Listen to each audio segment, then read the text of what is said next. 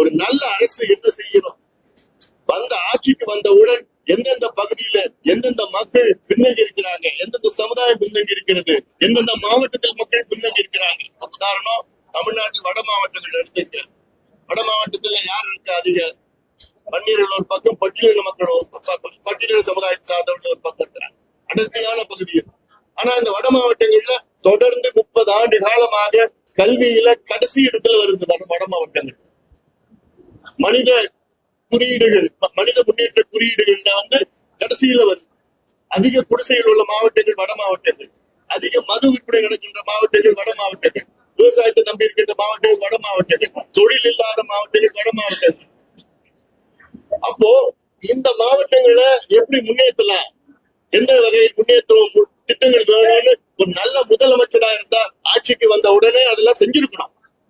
எந்த பகுதி குறைவா இருக்கு, தாழ்வா இருக்குன்னா அதை முன்னேற்றுவதுதான் முதலமைச்சருடைய கடமை.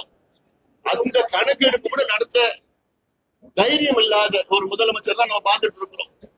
என்ன உங்களுக்கு தைரியம் இல்லை? ஏன் தைரியம் இல்லை? என்ன பயம் உங்களுக்கு? என்ன காரணம்? மற்ற மாநிலங்கள்லாம் எடுக்கிறதுக்கு தைரியம் இருக்கு. தெலுங்கானா மாநிலத்துல முதலமைச்சர் ரேவந்த் ரெட்டி காங்கிரஸ் தைரியமா எடுக்கிறார்.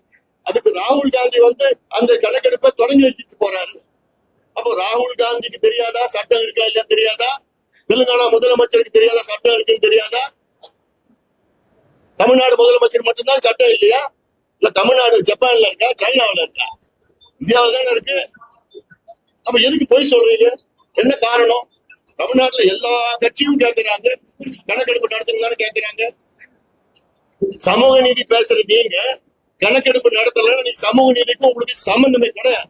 சமூக நீதி பத்தி பேசாதீங்க. வேற ஏதாவது கேள்வி இருக்கா? வருகின்ற சட்டமன்ற தேர்தலில் பாமக தலைமையில் கூட்டணியா அல்லது திராவிட கட்சி? பொறுத்திருந்து பாருங்கள். இன்னும் காலம் இருக்கு, தேர்தலுக்கு காலம் இருக்கு, பொறுத்திருந்து பாருங்கள். ஆனால் சட்டமன்ற தேர்தலுக்கு பிறகு தமிழ்நாட்டிலே கூட்டணி ஆட்சி, அது பாமக அங்கமாக. மாநாடு முடிஞ்சு பார்த்த இடத்துல பாத்தீங்கன்னா எல்லா இடத்துலயும் போலீஸ் கிடையாது சொல்லிருக்காங்க. அணில் ஃபுல்லா பாத்தீங்கன்னா அது திரும்பி வர பாமக தொண்டர்கள் தண்ணீர் கூட கிடைக்காத பண்ணிருக்காங்க. அதை பத்தி என்ன நினைச்சீங்க? இதேதான் திருவண்ணாமலையில் நடந்தது.